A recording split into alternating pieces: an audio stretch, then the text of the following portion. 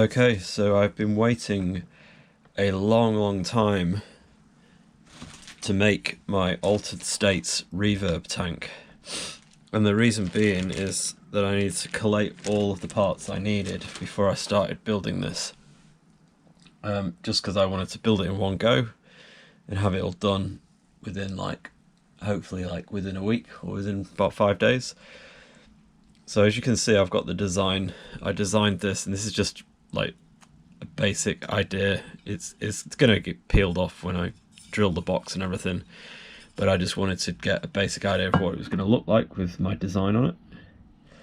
So that's that, and that's the size of the box. It's a 125B box. I've marked out on this massive piece of Vero board, I've marked out what's going to need to be drilled and how big the Vero board is that I'm going to take. So that's all sorted. That's going to be drilled and cut tonight. So then I'll come on to my components. 3 10 UF capacitors, 2 100 UF capacitors, 2.2 NF film capacitor, load of 100 nanofarad film capacitors, 470 NF, 1 NF, 2.2, got 2 IC chips, the PT2399, which I've previously used in a delay pedal, as a TL074CN, sockets for 1, transistors, L78LO5, diode 1N4001, another 1 UF capacitor, and then a bunch of resistors, loads of resistors there, more resistors. And then I've got the control potentiometers, but I don't think I'll end up using these because they're plastic.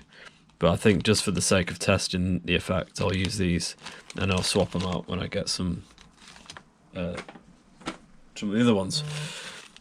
So that's everything that I need. Oh, and of course, the Belton Brick. This is a reverb chip. It's quite big, and this goes inside the pedal as well, and that's why I've decided to go with the 125B enclosure, because that plus that, you're going to be starting to get, a bit tight for room, especially with your 3-pole double throw switch in it and everything. So it's best just to keep a bigger box going. So that's all my parts, and I'm going to start building it.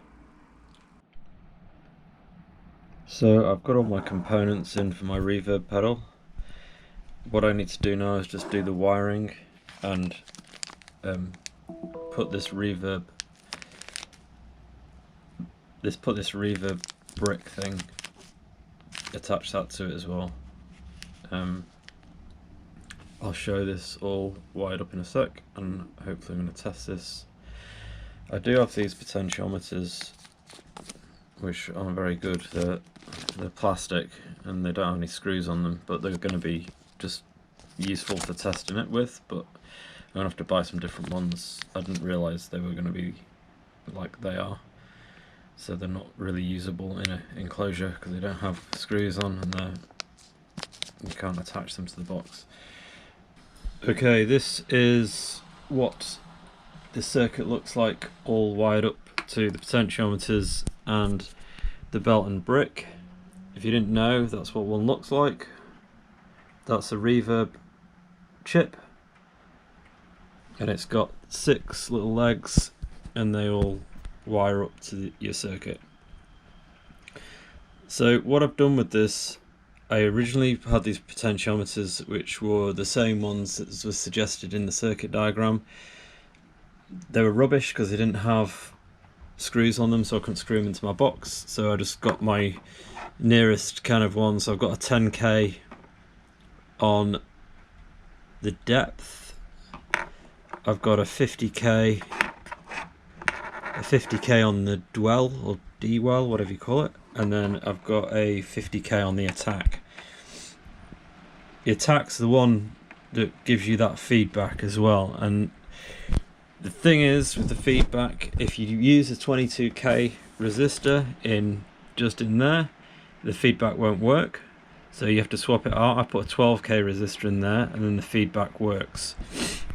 So basically, when you put your attack on full, and then all of these are on full, it starts oscillating this like feedback sort of thing, and it doesn't stop. So you have to turn it down in order to stop it. So if you were playing live or something, you'd have to kind of get down and sort of fiddle with it by hand. If that's what you were going to do, like kind of experimental sort of thing. It's got 3 ground wires on this one, so your Belton Brick's wired to the ground. This dwell is grounded, and then the board's grounded. So a lot of ground, which is annoying because then I have to just I get a strip of Vero and I just stick them all in, and then if I've got more than one, I've only got one 9 volts, that's okay, that's just going to go to the 9 volt. But when it goes to the lug, it's just easier if you've got one wire going to the lug instead of 3, because it's just, there's not enough room. This is my enclosure. This is just to test it, really. It's not proper, but I mean at the moment it'll do. So I'm gonna put the depth and dwell on there, and the attack probably there. Going to put a 3-pole double throw switch. I've got a nice blue LED, which I'll probably put here, or maybe here. Might look better there. I'm not sure yet. The thing is with the blue LEDs, they're really, really bright, and they're quite dazzling, to be honest. It's like on the life pedal, it was like they can play in a dark room with just the lights of the LEDs on. So I've got a 470 ohm resistor for the LED. That's what's been suggested to me on, I don't know, LED Wizard or whatever it was that I used. I've got input and output jack. They're going to go around the back, up the top here. I like top loading jacks, and then I've got a DC lug that's going to go in there. Yeah, I think that's all going to go in there. You know, okay. It'll all just squeeze in there somehow. But the pedal works. It sounds brilliant. It sounds really good. I'm really pleased with this. Probably one of my favourite pedals that I've made, actually. Just because of this feedback function, it makes that really ghosty sound. Kind of like reminiscent to the end of Children of the Grave or something like that. It's where they got that kind of sort of thing going on. Anyway, I'm going to box this up, and I will do an audio demo.